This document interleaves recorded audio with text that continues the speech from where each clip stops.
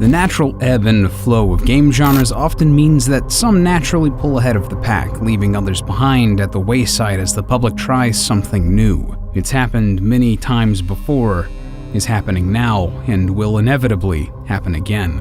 In recent years, independent horror games began to fall into a rhythm, with similar games hitting digital store shelves so often that many began to run together. But then, one game came out, Five Nights at Freddy's, and scared the living daylights out of a genre with a fresh take on a simple idea.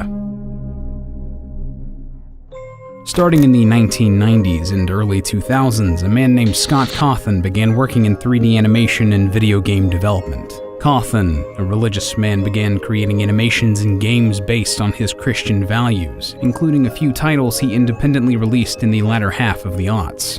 These included games like Sit and Survive, Chipper & Sons Lumber Company, and The Desolate Hope. However, reception for these games was not as friendly as their message. Criticism leaned heavily on Cawthon's art direction for these titles. Many players and several prominent reviewers felt that the characters in his games, specifically in Chipper & Sons Lumber Company, moved and interacted with one another in unnatural ways, lost disturbingly deep in the uncanny valley. They were likened to the horrifying animatronics often seen at cheap restaurants or theme parks, enough so that many called the resemblance creepy or unintentionally terrifying. Initially, this feedback discouraged Cawthon, who almost decided to stop developing games entirely. However, Cawthon eventually took the criticism to heart and decided to use his animatronic-like character designs and animations to his advantage, crafting a world and a horror narrative based around that concept. If people believed his lighthearted games were scary, he'd give them something to really scream about.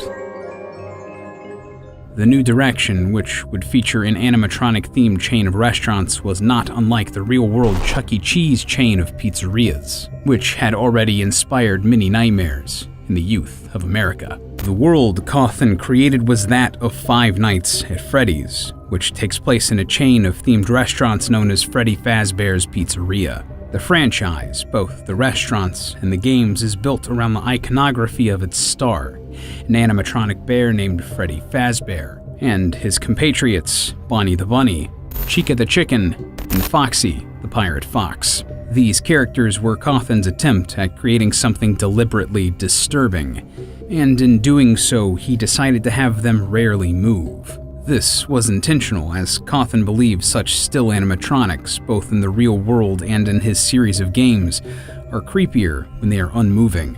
He explained, it's when they are turned off that the veil is lifted, and you realize that they were never alive. They are, and always have been, dead. Five Nights at Freddy's puts the player in the shoes of a newly hired night watch security guard at Freddy Fazbear's Pizzeria. But something is off about this location. Something is wrong. Every night, the player appears to be alone, accompanied only by a series of voicemails left by their predecessor at the pizzeria. However, occasionally, the animatronic animals slowly come to life and wander about the restaurant, something allowed by management seemingly to avoid mechanical malfunctions. Supposedly, if the machines are left off and unmoving for too long, their components will lock up and need repair. The animatronics begin moving about the restaurant, seemingly with no rhyme or reason. However, if the animatronics come across a human during this period, their programming assumes that they are a fellow animatronic endoskeleton that isn't wearing its suit. The machines will then forcibly stuff them into one of their mechanized suits, a fate that will kill whomever falls victim to it. Five Nights at Freddy's is, at its root, a survival horror experience that acts similarly to point-and-click games. At least in the first title, the player does not move from their office and simply interacts with buttons and objects in the room.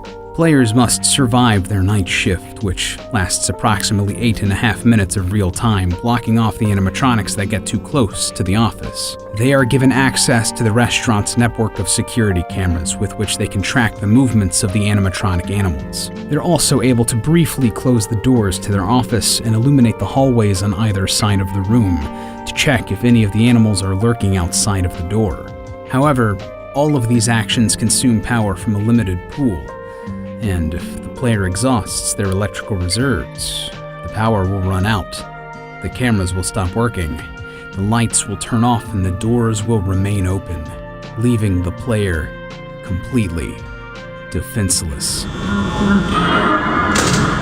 As per Cawthon's design philosophy, the player rarely ever sees the animatronics actually physically move. Instead, they are mostly seen standing still, yet somehow moving through the pizzeria when the player looks away. This, alongside the curation of the player's limited pool of power, is the core of what makes the gameplay of Five Nights at Freddy's really work. Behind everything else, Five Nights at Freddy's is a resource management experience, with a harsh punishment for failure. In universe, the character dies. In-game, the player is given a startling jump scare. In earlier levels, it's not really a problem. The player can be quite liberal with their usage of power. But on higher difficulties, one misclick, one mistake, one small timing error can lead the player to their untimely demise. Though many have assumed that the jump scares are the backbone of the horror in Five Nights at Freddy's, they are slightly off mark. Those jump scares are simply a failure state. The horror in the game comes from the anticipation of the scares, and doing everything you can to stop them. In a genre oftentimes filled with games that leave players defenseless, their only options being to run, hide, and cower from the threats the world puts before them, Five Nights at Freddy's was mechanically a breath of fresh air. It let players survive as long as they were smart with their abilities, as long as they conserved them when necessary, and as long as they used them strategically. Though they didn't use a gun or a crowbar, for all intents and purposes, players could fight back against the death lurking through the restaurant, and much of the horror of the game comes from the stress of coordinating all of their available resources. In many ways, this reflects multiple aspects of the real world. Keeping track of the animatronics while simultaneously conserving power and closing doors when needed isn't too dissimilar from the stresses of juggling professional and personal tasks and responsibilities. One could say that surviving a night with Freddy is nothing but a fantasized version of paying your taxes, or trying to get a big project done on time, or coordinating a group of friends with different schedules, or doing all of that at the same time. Of course, that wasn't the only piece of the puzzle. Much of what made Five Nights at Freddy's work as a horror experience can be attributed to its world and backstory. As the player continues through the Five Nights at Freddy's campaign, or takes the time to look into the franchise's lore, they may come to realize that something else is happening with these mechanical monsters. Something otherworldly. Newspaper clippings in one of the pizzeria's hallways reveals that a mass murder happened on site, in which 5 children were lured into a back room and disappeared. Later, complaints were filed against the restaurant, claiming that the animatronics began to smell foul, that their eyes and mouths were stained with mucus and blood. Putting 2 and 2 together, it seems more than likely that those kids never disappeared, that they were instead forced into these machines. Perhaps that is what killed them. We know that that is the fate that befalls one forced into a functional animatronic. Or perhaps their corpses were simply hidden there. Perhaps the reason Freddy and his friends wander the restaurant at night isn't because of any mechanical hardware malfunctions. Maybe, just maybe, the spirits of the children are trapped and searching for vengeance. But that's silly. Ghosts aren't real. Are they?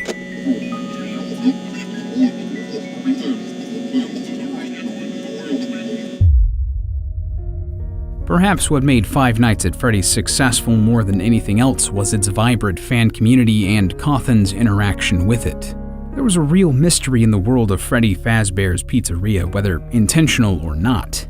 An unsolved series of murders which only grew more interesting and complex as the series continued. A strange connection to the occult and the otherworldly, something that was never stated explicitly but was obviously there. Strange, Atari-inspired minigames seemingly disconnected from the rest of the story, but that ended up having connections that ran deep.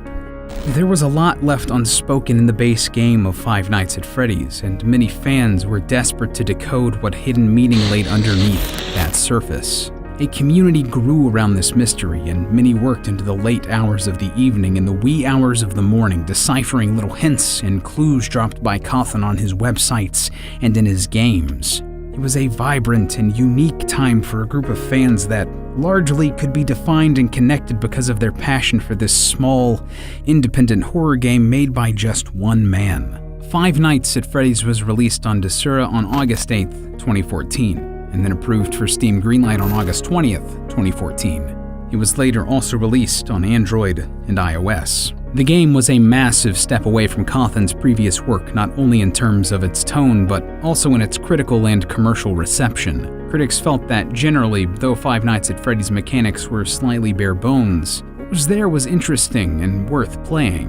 Commercially, the game was a surprise hit, and though no official numbers have been released, it's more than likely that hundreds of thousands, perhaps millions of copies have been sold across all of its release platforms. Five Nights at Freddy's is an anomaly, a horror game made by a religious man with a background in wholesome entertainment. A thrilling horror game built on resource management, closing doors and turning on lights at the right time with a layer of the supernatural hidden barely beneath. An independent game made by one man which has exploded into an industry phenomenon, with multiple sequels, spin-offs, and books released as part of its canon and a big-budget film adaptation on the way. It proves that you don't have to tread familiar ground to find success. Sometimes, all you need is to find a new way to thrill your players.